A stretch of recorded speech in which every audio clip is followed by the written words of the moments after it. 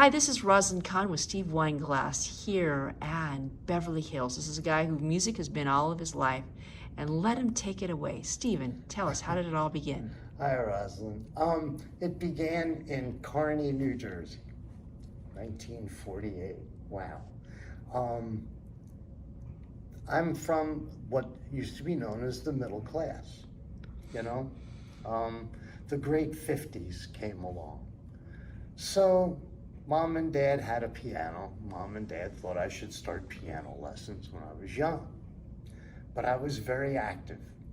And very soon after starting, God bless them both, but they were from the old school, so they thought I had to practice before I could do anything else.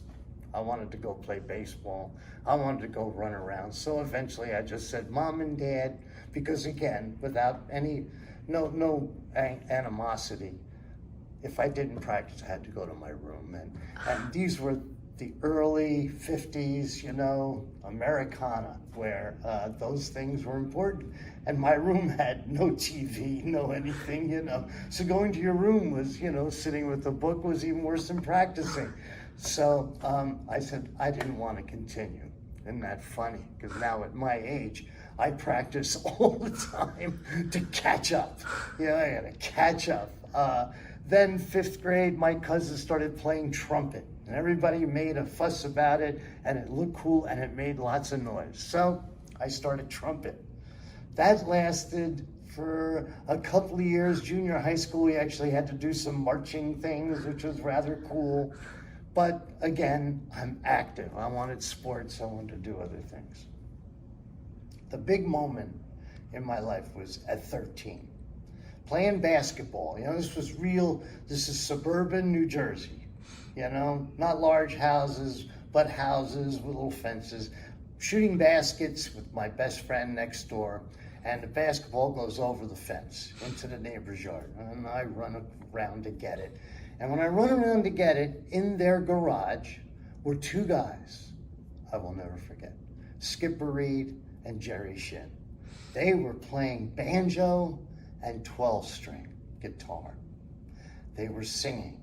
This was 1959, 1960. They were singing the Kingston Trio.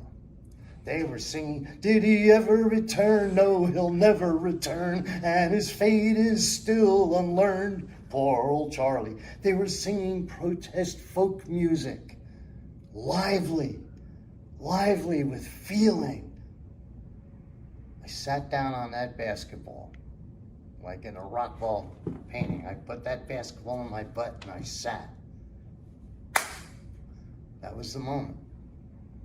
I thought, wow, do I want to sing that?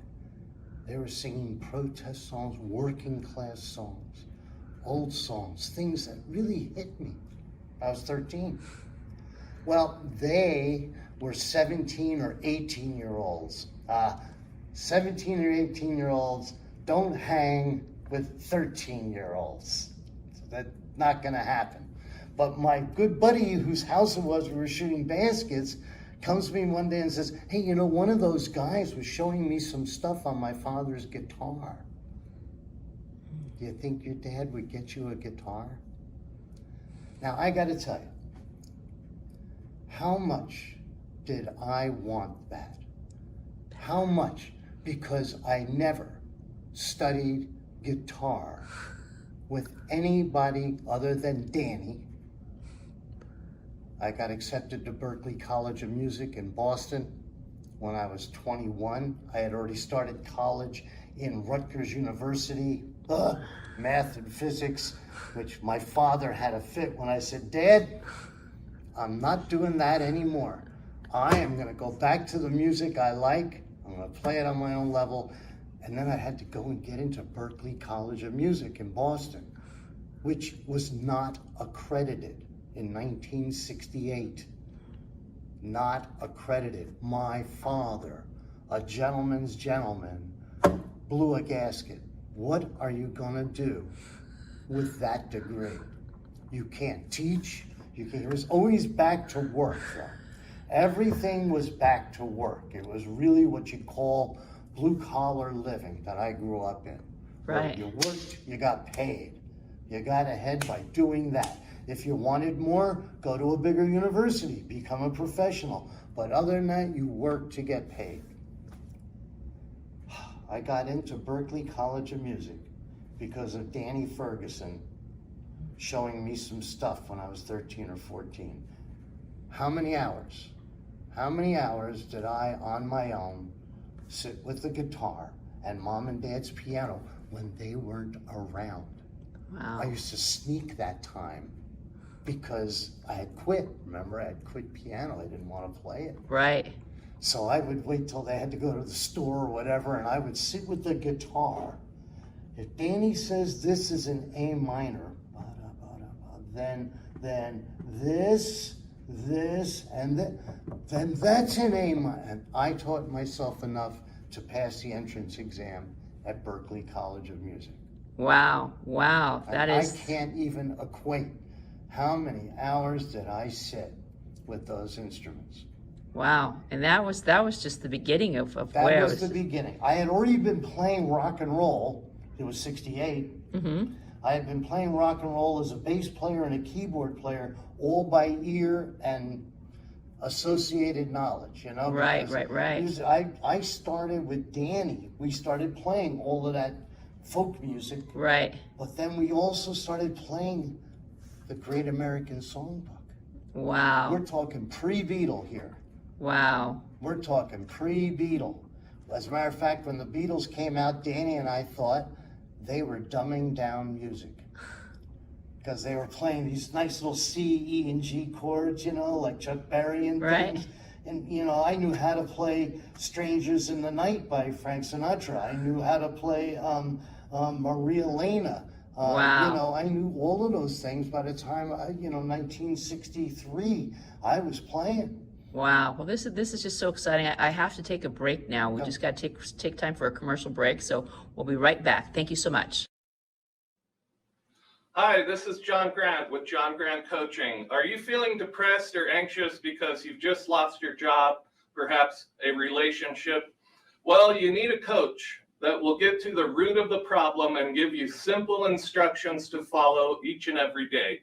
If that's you, call this number, 951-225-5809, and you'll be working with John Grant Coaching today. Welcome back. This is Rosalind. You know, it's a hard thing breaking into the musical world, all that practice, all that time, all that dedication. But eventually, you got hooked on the real world. Thinking about your life, it's the 70 years that we're going back. What, Stephen, can you tell us is one of the highlights? You've got on an interesting shirt, and I'm sure that takes us to someplace special. Sure. Tell us about what we're doing here.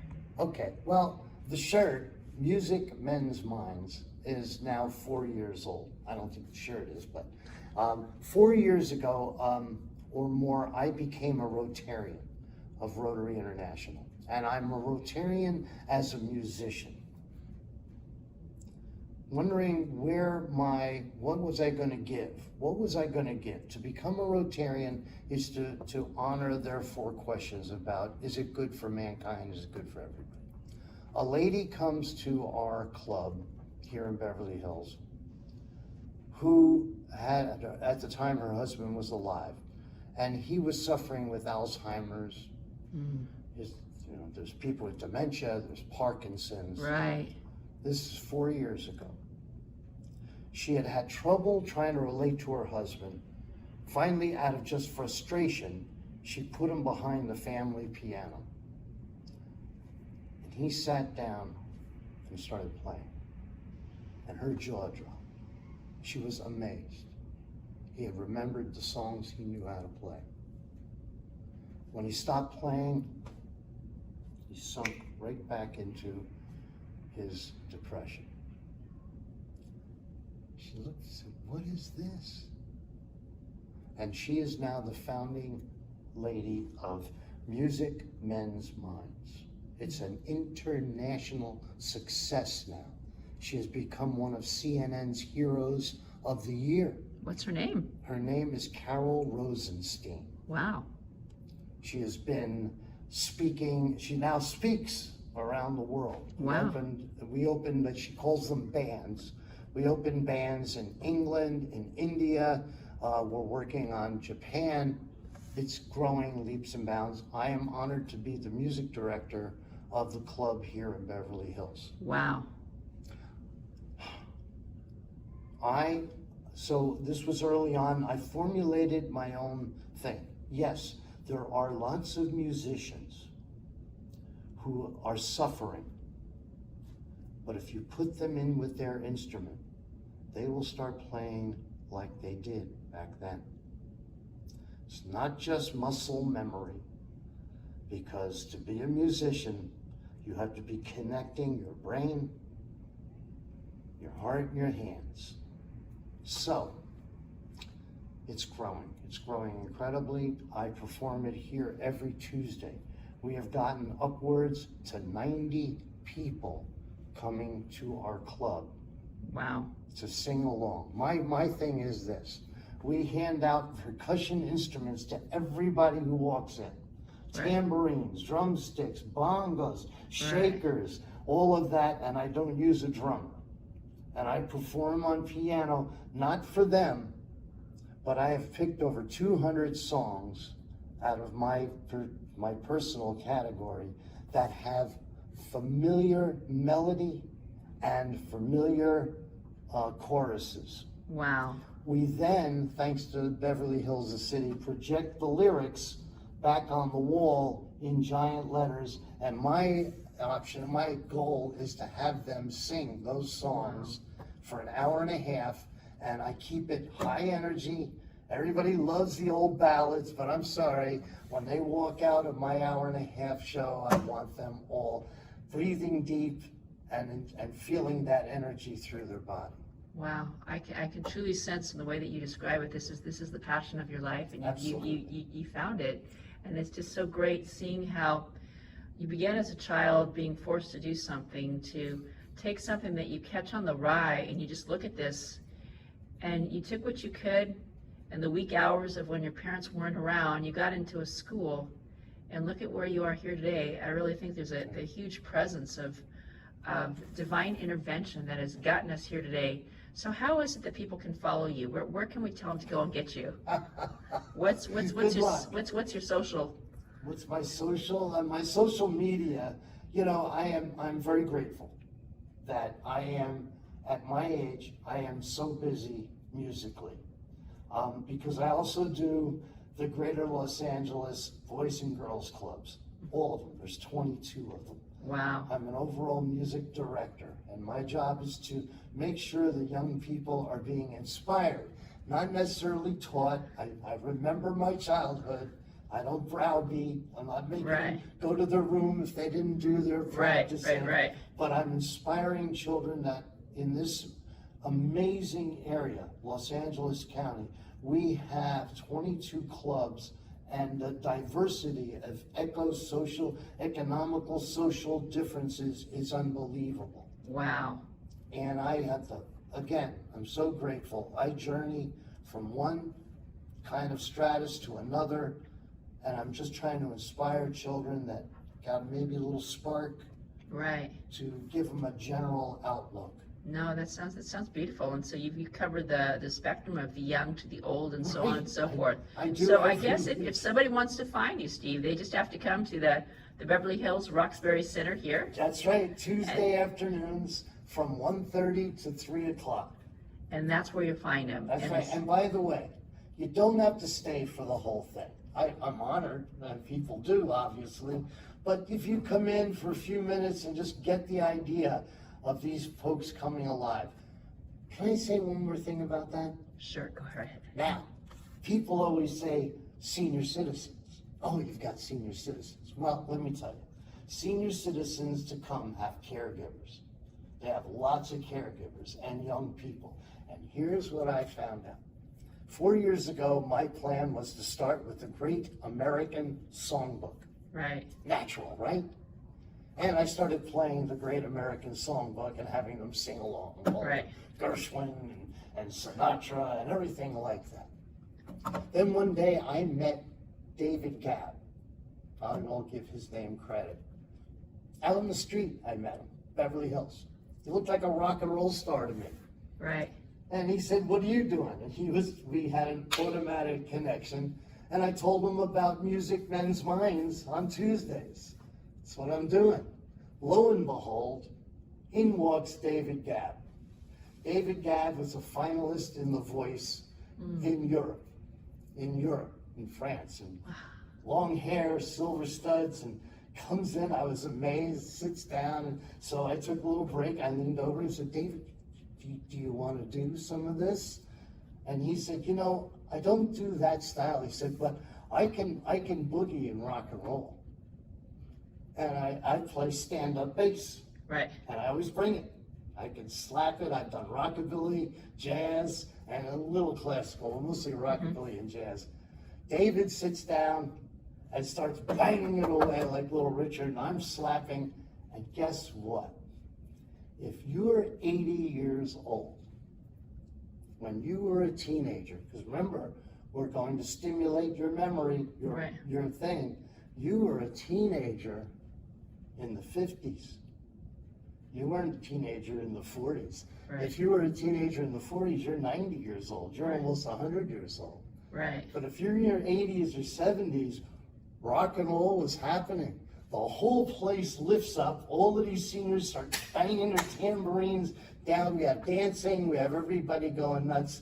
And I balance everything now from the late 30s to the late 60s, almost the 70s. We're doing a little Donna Summers lately. Wow, that is beautiful. So when you think that it's all seniors, well, guess what, seniors? Guess what?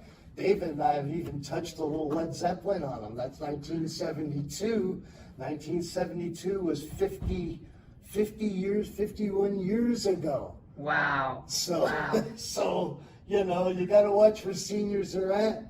It's Soon just, we'll have to be doing rap for the seniors. you never know. So what we've learned here is you're going to hear all sorts of music, whether you come for 1 minute, a few minutes. Right. We're here every Tuesday from 1 to 3:30. 1:30 to 3. 1:30 to 3, and the address here is 471 South Rexford Drive. 471 South Roxbury Drive, Beverly Hills. So this is Rosalind Kahn from Chow Entertainment. If you like this show, you'll love to see more. I am with Chow Entertainment, living your best life every Tuesday here in LA at KXLA, in Las Vegas every day of the week, prime time, 8 p.m. And the voice you hear behind you is going to Egypt on August 15th, where you'll be hearing me live from Hurghada, Egypt. Make sure you tune into that show. This is Rosalind. That's a wrap. Thank you so much. Hello everybody, and welcome to the Oakland Aviation Museum. This is a special museum for aircraft, historic GA, general aviation, and World War II airplanes here at the Oakland Airport. As you can see, it's now open 7 days a week for the summer. And I wanted to show you around. This is an indoor and outdoor museum. This is the outdoor area. Over there we have a flying boat. There's not too many of those left. Here you can see the Douglas KA-3B Sky Warrior. Really cool. Let me take you inside the hangar. I'd love to show you around a little bit inside this hangar that is home to so many wonderful planes. This here is a favorite of most people. It's a P-51 Mustang. Lots of red and blue. You can read up on it. See the helicopter back there? It's always great to look at all the historic aircraft that you can't see in too many places. I'll just take you through this hangar right here. This is an Aranca. A lot of people got their start or had their first flight in this plane. Now we use more Cessnas. Come over here. And this is just a great place to come and visit, to bring your family. As you can see, the ground is like a little runway. Got the Kitty Hawk corporate. And of course, that's the Wright Brothers. That's the Wright Brothers plane. There's always exhibits in here. We have some engines. And this is the gift shop where you can get all of your favorite aviation goods. Thank you, and we hope to see you soon. Hi, this is Rosalind Kahn from Chow Entertainment, Living Your Best Life as a beauty and a celebrity and coming out early in the morning and walking. I'm down here in San Diego and I met this nice gentleman. His name is Walter. And when he told me what he did and how he grew up as a refugee and how he wanted to help other people, I was so touched and moved. So let me introduce you to Walter. Hi, my friends, meet Walter. Wow, nice meeting you. Thank you so much for giving me this opportunity. So what brought you here to the United States? Oh, I came to the United States as a refugee from Uganda, 1986. Uh-huh. And that's why I'm here. Wow. And what is it that you do for the people here in San Diego? You know, as a refugee, I feel so strongly for refugees. And now my job here is helping refugees through the Alliance for African Assistance. We're bringing refugees from overseas to come and start their new life here. Recently, we brought 1,037 Afghans that fled from the Taliban. We brought them here to start their new life, and we are expecting even more that will be coming. But at the moment, we are working with the Ukrainian that we are bringing them to start their new life here, and we are looking for host family that host them from here because these people are so patriotic. None of them would want to stay here after the war is over. So we are just looking for people to take care of them temporarily and pray and hope this war will end soon and they go back to their country. Can you give us just a glimpse of what it was like when you were a refugee and the family that helped you to get to where you are today? Can you just give us a shadow of that? You know, I came here as a refugee with basically nothing. And it was a church, La Jolla Presbyterian Church, that welcomed me here. Settled me and with my family, and that was where I learned how to settle refugees, and now I'm just so blessed that I'm giving it back. Wow. Yeah. Now, if people wanted to help you out on your mission, what would you suggest they do? How can they get a hold of you? You can reach me on my phone, mobile phone, 619-279-3917, and my email is wl@alliance-for-africa.org. Wow, this is Rosalind Kahn from Chow Entertainment, Living Your Best Life, always finding the most amazing, fascinating people to bring to you. I, too, had done some work with the people from Ukraine in the city of Los Angeles. I came down to San Diego for my reunion. I missed it, but I got to meet you. This is the best thing. I'm so grateful for. This is Rosalind with Chow Entertainment. I'm here at the La Jolla Film Festival, 13th Annual Film Fashion. And wonderful. And I saw this lady in this beautiful outfit. It just made me say, I want to learn more. So I said, Jana, would you mind spending a few moments with me telling me about this outfit and what brings you here? Yeah, well, I'm a film director, and my film is in Vocation, and it's nominated for Best Creative Direction and Best Director, so 2 nominations. I'm wearing Brianna Griego. She's an artist outside of Santa Fe. She hand spins the fabric, she hand looms it, and it's all handmade, and it just arrived yesterday, and I'm honored to wear her work. You know, why it makes me so happy is I used to live in Santa Fe, New Mexico, and I knew something about looking at this outfit that just drew me to you, and I said, I gotta talk to you. What is this movie about, Invocation? Invocation is the idea for it came after witnessing all the forest fires, 2019, 2020, and after the pandemic, or in the pandemic, it was created in the pandemic, I kind of envisioned a world post-apocalypto, and it's really the visionaries and the keepers of vision, the artists, the creatives who hold the vision for the future. And so the film Invocation is the invoking of the creative energy, and it's a prayer to all the artists who are holding the vision of the future. Do you have some Native American in you? I have a teacher. In my past. I am not Native American, but I have a teacher. I'm just highly into it. I just get this sense about you. I just think it's absolutely beautiful. I wrote a book myself in the pandemic. It was called A Message for Tomorrow's Leaders, about the pandemic, the protests, and the riots. About 46 people I've interviewed telling their stories of what they thought, what they learned out of it. Has it already screened here today, or is it screening tonight? It screened earlier today. I think we'll have the award show tonight. We'll see if I win. Oh my God. Yeah, Well, thank you know, you. I always believe that things that come from the heart that are meant for the world to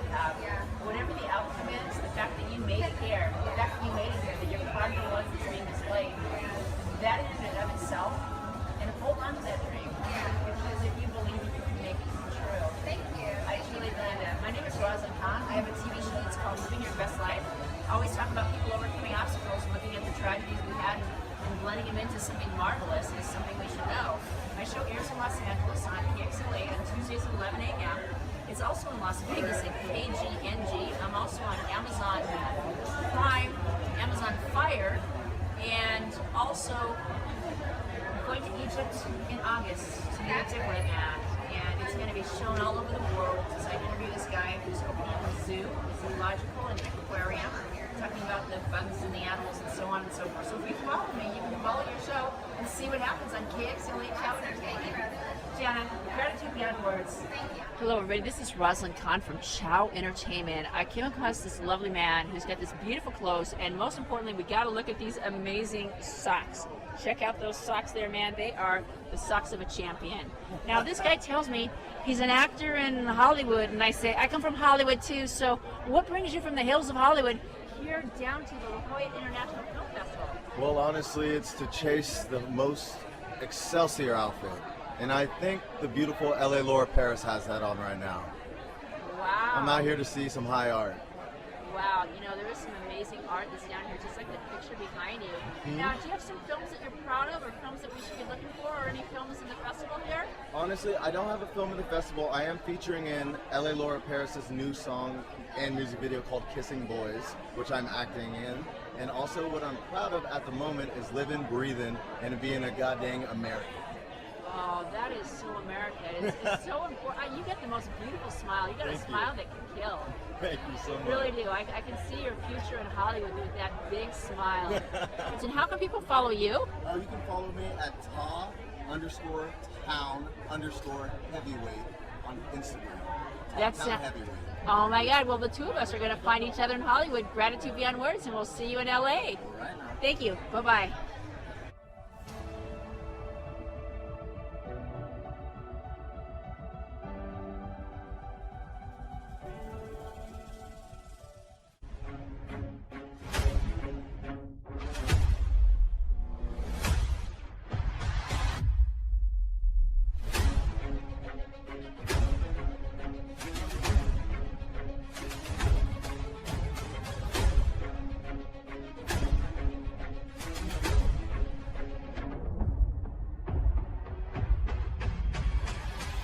Nurse Access Staffing is seeking experienced RN and LVNs.